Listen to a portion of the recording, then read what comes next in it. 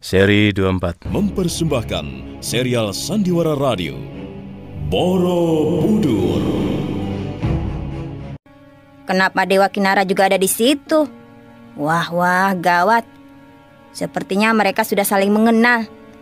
Sedangkan aku tahu namanya saja belum. Tapi tidak, aku tidak boleh berkecil hati. Pasti dia lebih tertarik padaku daripada kepada Dewa Kinara yang gendut itu.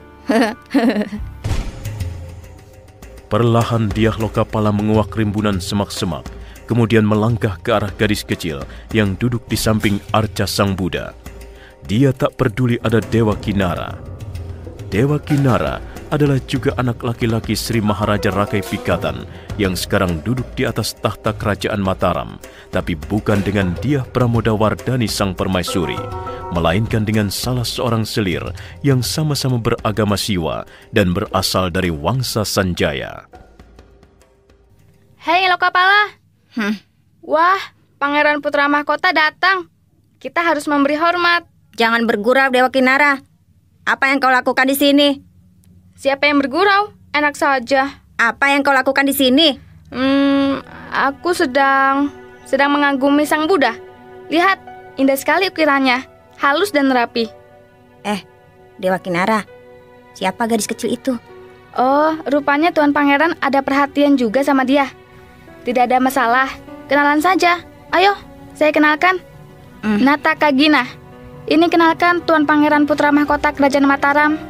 Oh, jadi ini Tuan Pangeran Dyah Lokapala. Saya sudah lama kenal nama Tuan, tapi baru sekarang melihat orangnya. Siapa namamu? Saya Nataka Gina. Rumahmu di mana? Di desa bawah sana, tak jauh dari Kamulan. Kalian berdua kelihatannya sudah akrab sekali ya. Kami baru kenal kok. Baru kenal, tapi sudah kelihatan akrab. Hebat kan? Itu karena kami sama-sama mengagumi Sang Buddha. Kami sering ketemu di pelataran Kamulan. Kami bahkan seringkali membantu para pekerja mengambilkan air minum bagi mereka yang sedang kehausan. Tadi saya sapa dia, lalu saya diajak kemari. Rupanya ada patung Sang Buddha di sini. Kinara, aku harus kembali ke Kamulan. Mengapa terburu-buru? Katanya kita mau membersihkan patung ini dulu. Lihat, banyak lumut yang menempel di punggungnya. Lain kali saja, aku takut ayahku mencari-cariku. Tunggu Karina, tunggu. Gadis kecil itu memang susah dipegang. Seperti anak kijang liar, lari ke sana kemari sesuka hati. Tapi saya suka dia. Kamu juga suka gadis kecil itu Lokapala? Aku senang melihat kebebasannya, keriangannya, dan juga keluguannya. Pasti kecantikannya juga. Jangan mungkir Lokapala. Aku tahu watakmu. Tidak boleh melihat perempuan cantik. Tapi ingat Lokapala, jangan sekali-sekali kau ganggu Nataka Gina. Mengapa? Karena dia sudah jadi milikku. Kami sudah jadi milik Sang Buddha. Apa yang kamu tertawakan? Kamu lucu Dewa Kinara. Aku bukan badut yang pantas ditertawakan. Kamu anak kecil yang sok tahu, sok pintar. Kamu pasti belum membaca kitab Tripitaka. Bagaimana bisa tahu Sang Buddha? Siapa itu Sang Buddha? Ayo, di mana tempat tinggalnya? Dan bagaimana cara menemuinya? Kamu tahu jawaban-jawabannya? Semuanya ada di kitab Tripitaka. Kalau kamu mau pintar dan bijaksana, bacalah buku sebanyak-banyaknya Kinara. Seperti aku juga baca buku-buku yang lain, kitab Weda misalnya, atau kitab-kitab Purana. Baca itu semua, nanti kamu jadi pintar. Jangan hanya keluyuran melihat para pekerja memecah batu dan mendorong gerobak. Hei Lokapala, sekalipun kamu putra mahkota, kamu tidak bisa mengatur hidupku. Aku punya cara sendiri. Aku lebih senang melihat para pekerja bermandi keringat, membangun vihara suci, daripada menjadi kutu buku. Kalau begitu, kamu akan menjadi orang kerdil selamanya. Bukan urusanmu. Hiduplah seperti cara yang kamu sukai, tapi jangan mengatur orang lain. Kamu akan bodoh selamanya. Tapi tidak sombong. Bodoh seperti kerbau. Aku tidak ingin berkelahi denganmu, Lokapala. Tunggu Kinara, tunggu. Jangan membuat gara-gara, karena kita masih saudara. Kasihan kamu Dewa Kinara.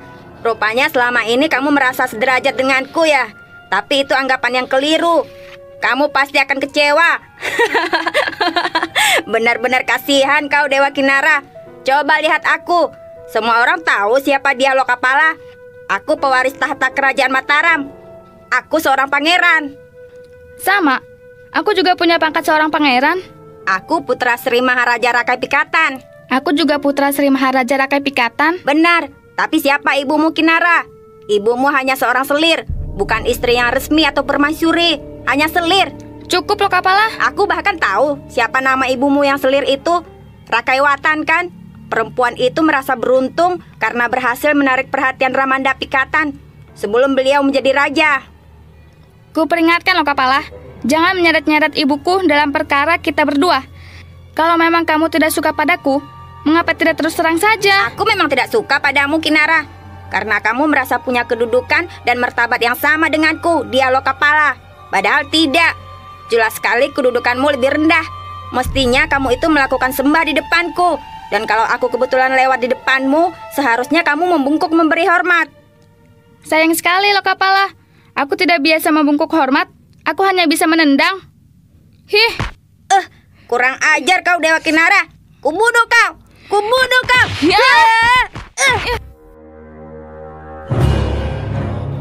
Dengan geram, Diah Lokapala langsung menyerang dengan tendangan maupun pukulan. Dewa Kinara berusaha menangkis atau menghindar. Keduanya tidak ada yang mau mengalah. Keduanya sama-sama tersinggung dan marah. Sementara itu di balik daun-daun pakis liar, sepasang mata mengawasi mereka yang tengah bertarung membabi buta. Nah, bagaimana kisah selanjutnya? Siapa yang tengah mengintai dua orang pangeran Mataram yang tengah bertarung itu? Dan apa maksudnya? Saudara pendengar, untuk mengetahui jawabannya, ikutilah terus serial Sandiwara Radio Borobudur. Sampai jumpa.